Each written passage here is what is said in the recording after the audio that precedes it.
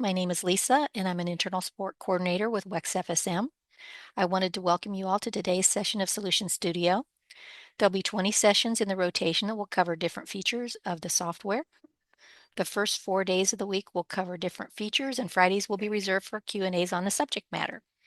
To access the sign-up calendar, go to your Help Center and click on Search for Help. Search Solution Studio, and the article will come up that contains the calendar and the previous webinar replays so that you can review them as needed.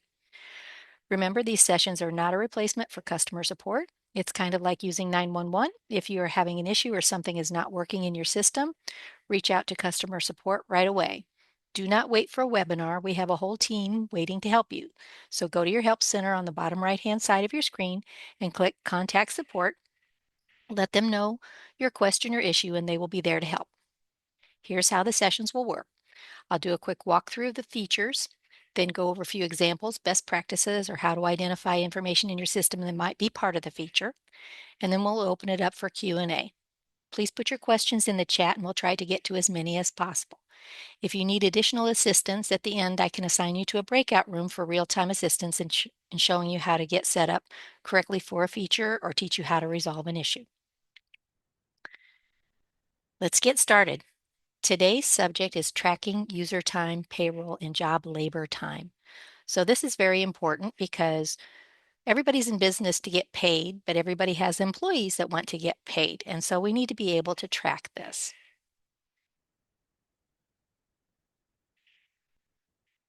So we have two time clocks in our system. We have a global time clock and we have a job time clock. So think of the global time clock as I'm walking in the door, I'm going to punch the time clock that I came in, and when I leave for the day, I'm going to punch it when I go out. The job time clock is for technicians when they go out to work on a job and to measure their time on the job to see if it's been profitable or not.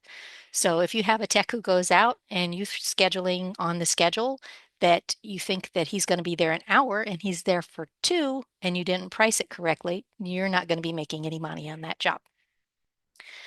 So this is where you would clock in online for the global time clock, and on mobile they will have a global time clock as well. Let's say the tech logs in for the day, doesn't start the global time clock, and clicks en route to their job. The global time clock will automatically start for them at that time, and when they clock out of the job, the global time clock will stay on until they leave for the day. If they forget to clock out, it's going to clock them out of the system at 11:59 that night. And that's one of the key numbers to look for so that when you're looking at some of this reporting, you can see that 11:59, realize that they didn't clock out for the day, and reach out to them to find out what time they did clock out, or check your schedule to see what time they finished their last job so that you can do payroll accurately. Okay, so the time clock would be under More Applications, Time Clock for the global time clock. And it's kind of going to look like this. You may have more users. If they forgot to clock in for the day altogether, or they were, say, at a meeting or something where they weren't clocking into a job, you can do a manual entry and enter their time for that day. I have several entries in here right now going back for some time, and you'll see 11:59. And that's one of the numbers that I told you to watch out for because on the 3rd, I forgot to clock out. So I would reach out to my team member and say, okay, what time did you leave? Come in and click these 3 dots and hit edit. And I can change this to the time that they actually left and save. Okay, the time clock total is a report. So if you would go to reporting, let me find reporting over here for you, and get you there. Reporting and time clock total. It comes up with a total for you. So you don't have to total it yourself. You can choose a date range. It will choose those date range and it will show you the total amount of time clocked in. This was a report that was made in Tableau. So if you need to download this, instead of just kind of looking in here and going in QuickBooks and entering it, you can always come to this little square box with the arrow and choose Crosstab. And you can either choose a summary or the detail Excel or CSV to download it.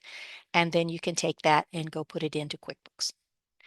Our time clocks do not sync to QuickBooks, so you would have to get this information out of the system and then put it into QuickBooks manually.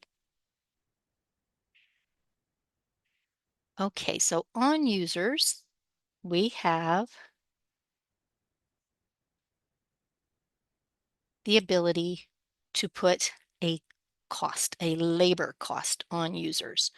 So when a tech goes to a job and clocks into the job, that would start the job time clock and it would multiply a labor cost against that time on the job.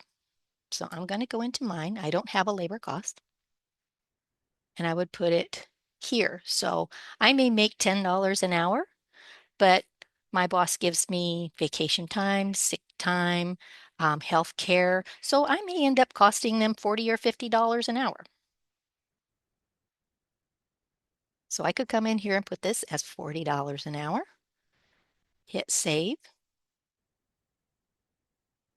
and then go over to a customer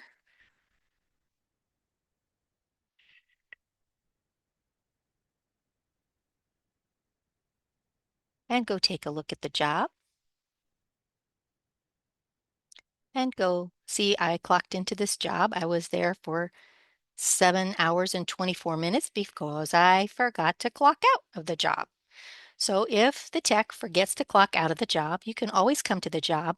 In our system, anything red you can click on. So if you click here under schedule time, it'll bring up the appointment time that you scheduled it. Actual time is from the time that they clocked, went en route, were at the job, and clocked out. So you could add a new time entry and you could put that they were at the job or that they completed the job, whatever you needed to do in here. So to make it correct for you. And then just hit save, a little icon, and it will be complete.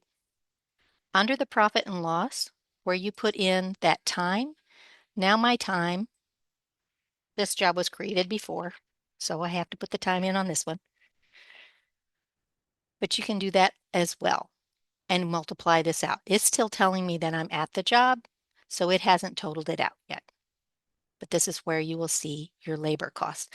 So when you price out a job, you estimate how much time the tech will be there, but this will be your reality. And that's what will be brought in on the labor cost on the job so that you will know how much time you actually had on the job.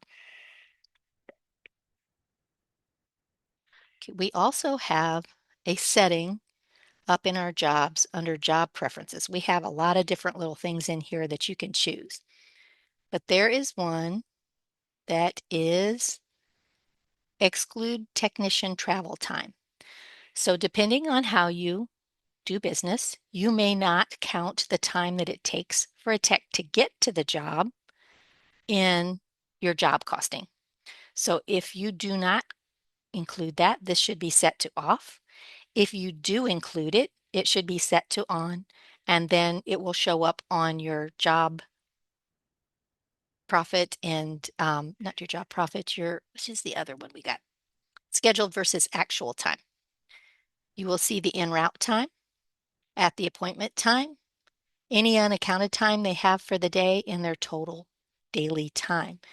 The nice thing about this report is it gives you all these totals, but it doesn't tell you a whole lot if you're looking to see where do they spend their time.